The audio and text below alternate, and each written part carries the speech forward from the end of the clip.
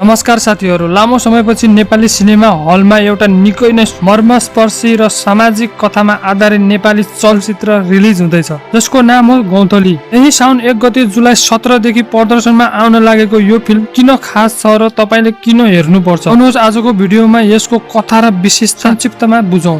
यो फिल्मको मुख्य कथा गौँथली नाम गरेकी एउटी ग्रामीण युवतीको वरिपरि घुम्छ। सानै उमेरमा बाल विवाहको शिकार भएकी, विद्यालय जान नपाएकी र बाल्यकाल खोसिएकी एउटी महिलाको सङ्घर्षलाई फिल्ममा देखाइएको छ। कथामा नयाँ ट्विस्ट तब आउँछ जब उनको विवाह अलि फरक व्यवहार र मानसिक अवस्था भएका युवकसँग हुन्छ।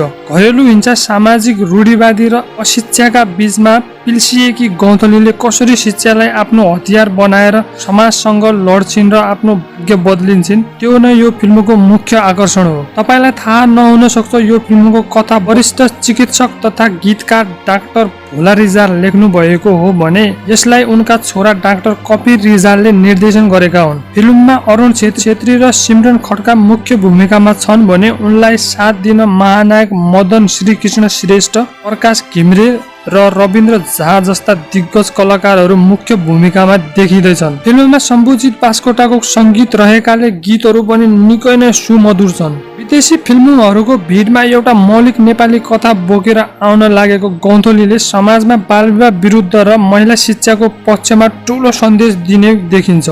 फिल्मको एडभान्स बुकिङ खुलिसकेको छ। के तपाईँ यो साता यो फिल्म हेर्न हल जाँदै हुनुहुन्छ? कमेन्टमा लेख्नु होला। भिडियो मन परेमा लाइक र च्यानललाई सब्स्क्राइब गर्न नभुल्नु होला। धन्यवाद। By by.